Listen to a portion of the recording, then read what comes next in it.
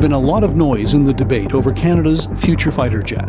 Lost somewhere in the spin and posturing over jobs and trade are important questions about what each aircraft can do and why. We asked the experts, 2 test pilots, to give us their take, and a former senior Air Force commander. The F-35 is, hands down, the warplane Canada's Air Force wants. Is it fun to fly? Yeah, it's a data-gathering spaceship. It goes 1.6 times the speed of sound. It pulls 9G and it slows down and can spiral around down like you see in an air show. You're absolutely King Kong in an F-35. Tell me what it's like to fly this plane. Sweet. It really carves through the sky. And it's very tight in the controls, so it feels like you are flying. It doesn't feel like you're in an aircraft that's flying. It feels like you are flying. The first distinction between the two planes. Think of the F-35 as a supercomputer with wings, gathering battlefield information and sharing it securely. I'm going to make the contrast between you dialing in on your hotel Wi-Fi, open Wi-Fi that can be hacked, versus dialing in on a VPN system where you cannot be hacked. And the comparison is going to be that an F-35 has the equivalent of a VPN network to pass information amongst the F-35s from any nation that flies it, versus the open architecture.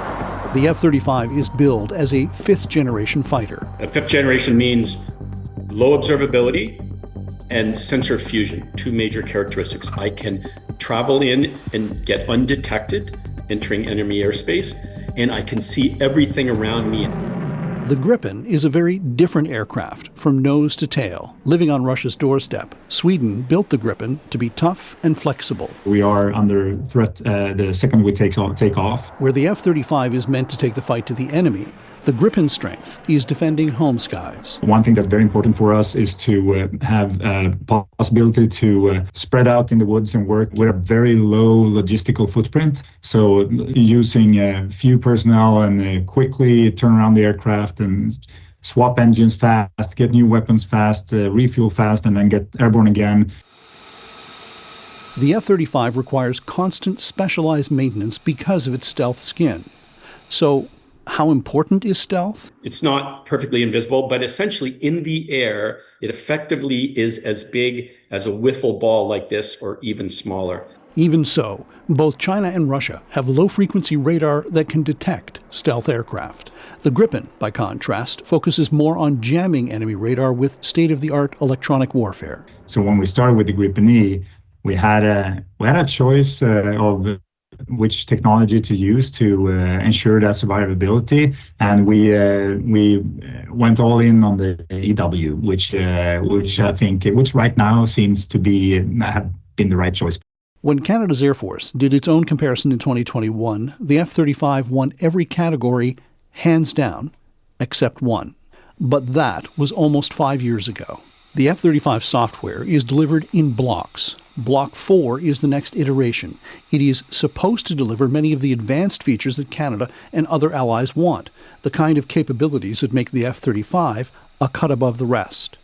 However, this U.S. Government Accountability Office report raises questions about whether Lockheed Martin can actually deliver the software upgrade that was advertised. Now, this is going to have a significant impact on the countries that are due to receive this aircraft, mainly in the area of weapons employment, sensor fusion, self-protection, and networking. And then there's the issue of availability. How often is each aircraft ready and not in the shop? The F-35's service availability rate has been around 50%. Swedish Air Force data on the availability of the Gripen fleet is classified, but it is acknowledged among Air Force officers to be much higher than the F-35. The Gripen, on the other hand, operates roughly about 70 to 80%. So if you want stealth, intelligence gathering, and a jet for high-end warfare, the F-35 wins. But if you want affordability, agility, and the ability to operate from almost anywhere, the Gripen E wins. So if it came down to an old-fashioned aerial dogfight, F-35 versus the Gripen, who wins? It would be a toss-up, Marie. It depends on the pilot. It's not the airplane, it's the pilot.